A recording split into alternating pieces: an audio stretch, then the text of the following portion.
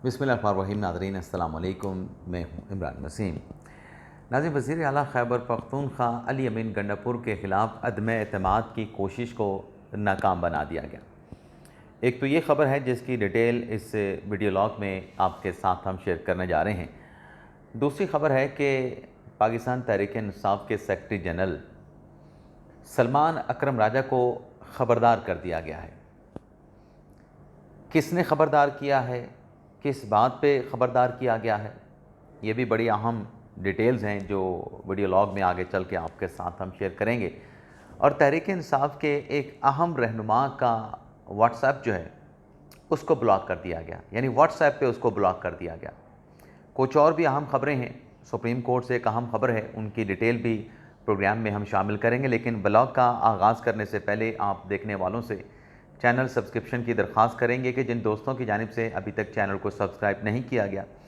उनसे दरख्वास्त होगी कि चैनल को सब्सक्राइब कर लें, बेल आइकॉन का बटन प्रेस करें। वीडियो अगर पसंद आए तो इसे लाइक और शेयर ज़रूर करें। पहले सुप्रीम कोर्ट की ख़बर आपके साथ शेयर कर लेते हैं। नाज़रीन, जो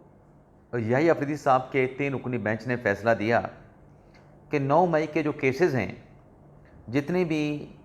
ट्रायल कोर्ट्स हैं यानी इंसदाद दहशतगर्दी की अदालतें जहां पर 9 मई के केसेस चल रहे हैं, उन अदालतों में ये तमाम केसेस ज़ेर इल्तवा जो हैं इनका ट्रायल 4 माह के अंदर कंक्लूड किया जाए। अब याही अफरीदी साहब के इस फैसले के बाद पाकिस्तान तहरीक इंसाफ में, बल्कि तहरीक इंसाफ के जो एक धड़े में एक तशवीश पाई जाती है कि ये फ़ैसला तो हमारे ख़िलाफ़ है, ये तो पंजाब हुकूमत वहाँ पे गई थी हमारी ज़मानतें मनसूख करवाने के लिए, तो केस कुछ और था और याही अफरीदी साहब ने फ़ैसला कुछ और दे दिया। और जो जिस तरीके से इंसदाद दहशतगर्दी की अदालतों में इन केसेस की कार्रवाई आगे बढ़ाई जाती है, ये तो 4 माह के अंदर तो फिर हमें कन्विक्ट कर दिया जाएगा। अब वो तहफ़्फ़ुज़ात और ख़दशात याही अफरीदी साहब के इस फ़ैसले के ख़िलाफ़ अपनी जगह पे, अब हुआ ये है कि वो जो मुकदमात थे जो कि 9 मई के आइंदा हफ्ते समात के लिए मुकर्रर होने थे, कोशिश ये थी कि उन मुकदमात की समात फ़िक्स ना हो सके। ये जितनी कैंपेन चलाई गई 4 माह के अंदर ट्रायल कंक्लूड करने के फ़ैसले के ख़िलाफ़, उस कैंपेन का नाज़रीन कोई असर नहीं हुआ, कोई फ़ायदा नहीं हुआ। और चीफ जस्टिस याही अफरीदी साहब ने पाकिस्तान तहरीक इंसाफ के जो लोग हैं, जो रहनुमा हैं, जिसमें उमर सरफराज चीमा साहब हैं, इजाज़ चौधरी साहब हैं, असद कैसर साहब हैं, इनकी ज़मानतों से मुतल्लिक जो मुकदमात थे उसे चीफ जस्टिस याही अफरीदी साहब ने आइंदा हफ्ते 15 अप्रैल को जो है वो समात के लिए मुकर्रर कर दिया है। चीफ साहब की सरबराही में 3 रुकनी बेंच है जो इन मुकदमात की समात करने जा रहा है। अच्छा, इसमें एक और चीज़ भी है कि फैसल चौधरी साहब, जिनके भाई फवाद चौधरी के ख़िलाफ़ भी मुख्तलिफ मुकदमात हैं, उन्होंने भी दरख्वास्त की थी कि हमारे मुकदमात भी लगाए जाएँ 9 मई के, तो वो केसेस नहीं लगे थे। और चीफ साहब ने कहा था कि आइंदा हफ्ते 14 या 15 अप्रैल को आपके केसेस भी लग जाएंगे। तो फवाद चौधरी साहब वाले जो केस हैं वो आइंदा हफ्ते समात के लिए मुकर्रर नहीं हुए, जिस पर हमें ये पता चला है कि अर्ली हेयरिंग की दरख्वास्त फैसल चौधरी की जानिब से सुप्रीम कोर्ट ऑफ पाकिस्तान में दायर की जाएगी। अच्छा, एक तरफ फैसल चौधरी साहब ये अर्ली हेयरिंग की दरख्वास्त दायर करने के इरादे रखते हैं ज़राए के मुताबिक, दूसरी तरफ ये जो 4 माह का फ़ैसला है कि ट्रायल कोर्ट 4 माह के अंदर 9 मई के केसेस का फ़ैसला करे, प्रोसीडिंग को मुकम्मल करे, उस पर फैसल चौधरी साहब ने एक्स के ऊपर एक ट्वीट भी किया था कि ये तो फ़ैसला तहरीक इंसाफ की क़यादत का इस हवाले से कोई गौर व खौज़ ही नहीं, कोई ख्याल ही नहीं, ये तो अपनी लड़ाइयाँ आपस की लड़ रहे हैं, इनके आपस में इख्तलाफात चल रहे हैं, ये इस फैसले के ऊपर तो इनको गौर करना चाहिए। ये तो जिस तरीके से प्रोसीडिंग चल रही है, ये तो सीधी सीधी कन्विक्शन होने जा रही है 9 मई के केसेस में मुल्ज़मान को। एक तो नाज़रीन ये ख़बर है। दूसरा, जो फिरदौस आशिक अवान कंटेम्प्ट वाला केस आज सुप्रीम कोर्ट में लगा हुआ था, उस केस की समात नहीं हो सकी। इसके साथ साथ ओवरसीज़ पाकिस्तानी जिनको राइट ऑफ वोट एक्सरसाइज करने के लिए सहूलत फराहम करने की जो दरख्वास्त इमरान खान की है, शेख रशीद साहब की है, एक और गज़नवी दाऊद साहब हैं, उनकी दरख्वास्त है, उन दरख्वास्तों पर भी आज समात इसलिए नहीं हो सकी अमीनुद्दीन खान साहब की सरबराही में 5 रुकनी आइनी बेंच में कि क्योंकि आज गिलगित बल्तिस्तान में आला अदलिया में तकरीरों के हवाले से केस की समात जो है वो 9:30 बजे से लेकर 11 बजे तक उस केस की समात चलती रही। तो चूँकि इसी दौरान ये केसेस सुने जाने थे और एक केस के ऊपर ही अदालत का सारा 1.5 घंटे का जो वक्त था वो सर्फ हो गया, तो फिर इन तीनों केसेस की समात नहीं हो सकी। जिस पर शेख रशीद साहब ने मीडिया के साथ मुख्तसर गुफ्तगू करते हुए कहा कि मैं तीसरी मरतबा आ रहा हूँ लेकिन हमारा केस सुना नहीं जा रहा, और फ़िलहाल तो शेख रशीद साहब ने कहा कि मैं कोई बात नहीं कर रहा, केसेस क्यों नहीं लग रहे, लगने चाहिए। लेकिन शेख रशीद साहब ने कहा कि चूँकि बोलने का मौसम नहीं है तो अभी मैं कोई बात नहीं करूँगा। लेकिन बहरहाल ये केस आज लगे थे, बड़े इंपॉर्टेंट केस थे। इस केस की अगर हेयरिंग हो जाती तो मेरे ख्याल से ज़्यादा बेहतर होता, ज़्यादा मुनासिब होता। वैसे फिरदौस आशिक अवान साहिबा का मुकदमा तो वैसे कोर्ट रोस्टर जो है वो डीलिस्ट होने की वजह से उसकी समाअत नहीं हो सकी। वैसे भी आज फिरदौस आशिक अवान साहिबा सुप्रीम कोर्ट में तशरीफ़ नहीं लाई थी, और अगर तशरीफ़ नहीं लाई थी और केस टेकअप हो जाता प्रोसीडिंग के लिए तो फिर आज कोई ऑर्डर भी उस केस में होता और शायद पुलिस को कहा जाता कि फिरदौस आशिक अवान साहब की हाज़िरी को जो है आइंदा समाअत पर जो है वो यकीनी बनाया जाए। अब नाज़रीन आ जाते हैं जो अली मीन गंडापुर साहब वाली जो ख़बर है उनके ख़िलाफ़ अदम एतमाद की तहरीक। नाज़रीन तहरीक इंसाफ में जो आजकल के हालात हैं, जो इख्तलाफात खुल के सामने आ चुके हैं, उस पर ज़्यादा बात करने की ज़रूरत बाकी नहीं रही। आप देखने वाले हमसे ज़्यादा बेहतर जानते भी हैं और हमसे ज़्यादा बेहतर एनालिसिस आप देखने वाले कर सकते हैं। अब उसमें हुआ ये है कि गंडापुर साहब जिनके ख़िलाफ़ आजकल एक कैंपेन चल रही है सोशल मीडिया पे, और सिर्फ गंडापुर के ख़िलाफ़ नहीं बल्कि जो अली ज़फ़र साहब हैं, बैरिस्टर गोली ख़ान हैं, उनके ख़िलाफ़ भी कैंपेन चल रही है। और कहा यह जा रहा है कि ये इमरान ख़ान के साथ लॉयल नहीं हैं,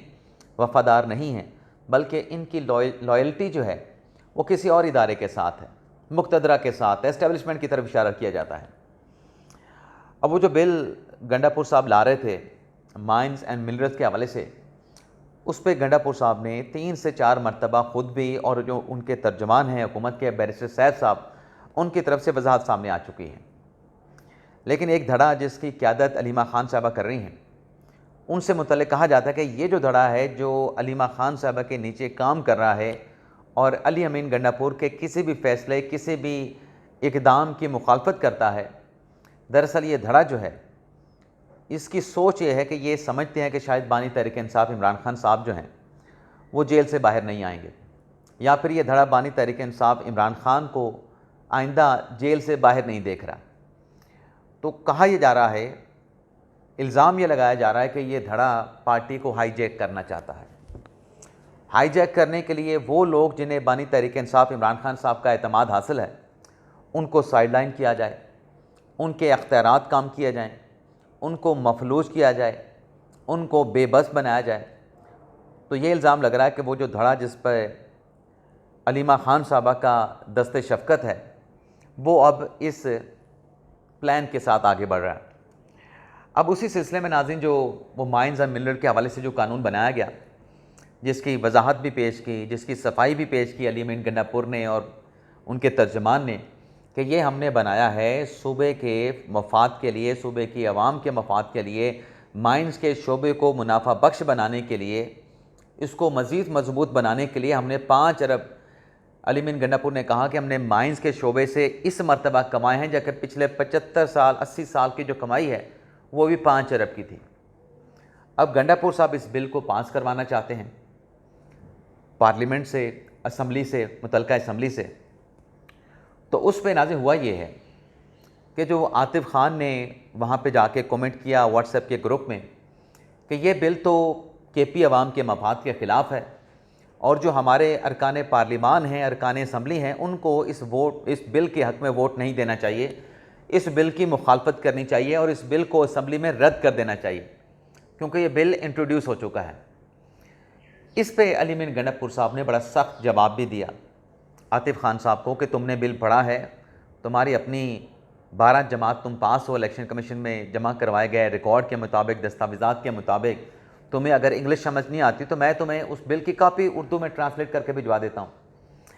लेकिन आज अब कहा यह जा रहा है, बल्कि कहा नहीं, इल्ज़ाम यह लगाया जा रहा है कि ये जो कहा गया आतिफ़ ख़ान की तरफ से कि इस बिल की मुखालफत होनी चाहिए, इस बिल को पास नहीं होना चाहिए, और वह तमाम लोग जो कि उस धड़े में शामिल हैं जिस पर दस्ते शफ़क़त है अलीमा ख़ान साहबा का, वो चाह ये रहे हैं कि इस बिल को नाकाम बना के इस बिल की मंजूरी में का जो अमल है उसमें अली अमीन गंडापुर को शिकस्त दिलवा के उनके ख़िलाफ़ अदम एतमाद जो है वो करवाया जाए। क्योंकि ज़ाहिर सी बात है कि अगर सूबे का वज़ीर आला एक अपने ही सूबे में अपनी हुकूमत की तरफ से पेश किया गया जो बिल है उसको अगर वो पास नहीं करवा पाता और अपने पार्टी के अरकान की जानिब से ही उसकी मुखालफत कर जाती और मतलूबा वोट आपको हासिल नहीं होते, तो इसका मतलब ये है कि ऐवान का जो एतमाद है वो उस सूबे के वज़ीर आला को हासिल नहीं रहा। लेकिन कहा जा रहा है कि ये जो कोशिश की गई है, ये जो अदम एतमाद बनाने की, अदम एतमाद दिखाने की, इस कोशिश को अली अमीन गंडापुर साहब ने नाकाम बना दिया और कहा है, बड़ा सख्त पैगाम दिया है कि ऐसी कोई हरकत नहीं करना। ये बिल जो है हमारे रिफॉर्म्स का एजेंडा है, इस बिल को बानी तहरीक इंसाफ इमरान खान की सपोर्ट हासिल है और इस बिल की मुखालफत ना की जाए। यानी कहा जा रहा है, बताया जा रहा है कि ये जो अटैम्प्ट थी ये दरअसल अदम एतमाद उनके ख़िलाफ़ दिखाने और लाने की एक कोशिश है, जिसे अली अमीन गंडापुर साहब ने नाकाम बना दिया है। जहाँ तक बात है नाज़रीन सलमान अकमल साहब की, तो उनसे मुतल्लिक हमें हमारे ज़राए से ये इन्फॉर्मेशन मिली है, ये ख़बर मिली है कि जब अलीमा ख़ान साहबा की मुलाकात नहीं हो सकी इमरान खान के साथ, हालांकि पार्टी में ये भी सोच पाई जाती है कि अगर अलीमा ख़ान की मुलाकात नहीं हो रही थी तो बाकी दो बहनों की मुलाकात तो फिर सलमान अकरम राजा होने देते। अब सलमान अकरम राजा, उन पर इल्ज़ाम भी लग रहा है कि ख़ुद तो इसी गाड़ी में बैठे रहे और अडयाला जेल के दरवाजे तक भी नहीं पहुंच सके, पुलिस का नाका भी क्रॉस नहीं कर सके। नाका क्रॉस अगर किया तो एक पीटीआई के एमएनए पत्नी एमपी उन्होंने क्रॉस किया। उन्होंने कहा जी अगर उन्हें आगे जाना था सलमान अकरम साहब ने, तो फिर उस शफ़क़त अवान से पूछ लेते कैसे अडयाला जेल के दरवाजे तक पहुंचना है। आखिर शफ़क़त अवान भी तो अडयाला जेल के दरवाजे तक पहुंचा ना। तो सलमान अकरम साहब जो पार्टी के चेयरमैन को टारगेट कर रहे हैं, वो तो अडयाला जेल के दरवाजे तक नहीं पहुंच सके। तो बताया गया कि उस दिन जो कुछ भी हुआ, जो तकरार हुई, जो ट्वीट्स किए गए सोशल मीडिया पे, जो टारगेट किया गया जनाब बैरिस्टर गौहर अली ख़ान साहब को और बैरिस्टर अली ज़फ़र साहब को, उस पर यह बताया गया है कि जब खैबर पख्तूनख्वा हाउस में आमना सामना हुआ अली अमीन गंडापुर का, अपना बैरिस्टर अली ज़फ़र का, बैरिस्टर गौहर का और सलमान अकरम राजा का, तो सलमान अकरम राजा की तरफ से ये कहा गया, मुबैना तौर पे ये अल्फाज इस्तेमाल किए गए कि शर्मनाक था कि आप जो है वो अंदर बानी तहरीक इंसाफ इमरान खान के साथ मुलाकात करने के लिए चले गए, आपको नहीं जाना चाहिए था, आपको शर्म आनी चाहिए। अब नाज़रीन जिस ज़राए से हमें ख़बर मिली है कि ये अल्फाज सेक्रेटरी जनरल पाकिस्तान तहरीक इंसाफ के पार्टी के चेयरमैन को कह रहे हैं कि आपका अंदर जाना शर्मनाक इक़दाम था। क्या पार्टी के चेयरमैन से मुतल्लिक इस किस्म की लैंग्वेज इस्तेमाल करनी चाहिए? उस पर नाज़रीन बताया गया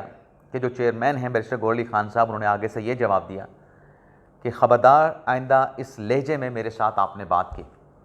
आपको कोई हक़ नहीं इस अंदाज से मेरे साथ बात करने का। मैं पाकिस्तान तहरीक इंसाफ का चेयरमैन हूँ और ये ज़िम्मेदारी, ये ओहदा बानी तहरीक इंसाफ इमरान खान की तरफ से मुझे दिया गया है, मुझे सौंपा गया है। और ज़रा ये बताते हैं कि वहाँ पे जो तकरार हुई वो बड़ी शदीद थी, बड़े सख्त अल्फाज का इस्तेमाल किया गया, हत्ता कि ये भी कहा गया कि जो बैरिस्टर गौहर साहब हैं उन्होंने पश्तो में भी बहुत कुछ कहा, पश्तो ज़बान में भी बहुत कुछ कहा। अब उसमें एक और चीज़ ये बताई जा रही है ज़राए की तरफ से कि इस बात का एहसास चेयरमैन पीटीआई बैरिस्टर गौहर साहब को दिलवाने की कोशिश की जा रही है कि आप चेयरमैन अभी तक नहीं बने, अभी तक तो आपने जोड़ने वाली बात की है, रख रखाव वाली बात की है, तनकीद को आपने बर्दाश्त किया, लेकिन अब पानी जो है वो सर से ऊपर चला गया है, तो आप चेयरमैन बन के दिखाएं, इमरान खान साहब के चेयरमैन बन के दिखाएं, उनकी पार्टी के चेयरमैन बन के दिखाएं और बताएं आपके पास पावर्स क्या हैं। तो उस पर फ़िलहाल तो इतना पता चला है कि बैरिस्टर गौहर साहब ने जो है वो सलमान अकरम राजा साहब को जो उनका व्हाट्सएप है, उस व्हाट्सएप पे उन्होंने उनको ब्लॉक कर दिया। अभी तक तो ये इन्फॉर्मेशन मिली है कि सिर्फ व्हाट्सएप तक ब्लॉक करने की डेवलपमेंट जो है वो हो चुकी है। बाकी नाजरीन इसमें जो बाकी ख़बरें आपके साथ हमने शेयर करनी है उसमें मैं देख लूँगी क्योंकि थंबनेल के ऊपर कौन सी खबर रह गई नाज़रीन, उसमें नाज़रीन यार इतनी सारी चीज़ें आगे पीछे हो जाती हैं। हाँ वो भी हो गया, या ये हफीज़ साहब वाली होगी। अब नाज़रीन एक और जो चीज़ हमें पता चली है जो कि अभी मैच्योर नहीं है, वो है जो बानी तहरीक इंसाफ इमरान खान के साथ आज पार्टी के जो लोग हैं जो मुलाकात करने के लिए जा रहे हैं, उसमें नाज़रीन बताया गया है कि देखना ये होगा कि अब जो नई लिस्ट है वो तो बैरिस्टर सलमान अकरम राजा साहब ने दी है, जिसमें उन्होंने बैरिस्टर गौहर अली ख़ान साहब का नाम शामिल नहीं किया। अब उमर अयूब साहब हैं, साहबज़ादा हामिद रज़ा साहब हैं, साहबज़ादा राजा नाज़र अब्बास साहब हैं, शिबली फ़राज साहब हैं, उसमें नियाज़ुल्लाह नियाज़ी साहब हैं, आज इस बात पे डाउट किया जा रहा है कि क्या इनकी मुलाकात होगी, क्या सलमान खान राजा इन लोगों की मुलाकात करवा पाएंगे, क्योंकि जिस धड़े की मैं बात आपको बता रहा हूँ, यानी जो एक दूसरे के मुखालिफ हैं, एक सलमान खान राजा साहब का धड़ा कह लें, एक उनका मुखालिफ धड़ा कह लें, तो उसमें ये कहा जा रहा है कि ये जिस किस्म का रवैया हम अडॉप्ट कर रहे हैं या जो हमारा कंडक्ट है, इससे फिर मुलाकातें नहीं होती, इससे फिर मुलाकातों में रुकावटें आती हैं। तो आज देख लेते हैं सलमान खान राजा साहब किन लोगों की मुलाकात करवाने में कामयाब होते हैं और कैसे कामयाब होते हैं। वो देख लेते हैं नाज़रीन आज की मुलाकात से क्या होता है। बाकी अंदर अंदर की जो ख़बरें पाकिस्तान तहरीक इंसाफ की आ रही हैं वो हौसला अफजा नहीं है। और जाने से पहले आप नाज़रीन से एक दरख्वास्त करेंगे कि आपका तावन हमें चाहिए, तो चैनल को सब्सक्राइब भी करें।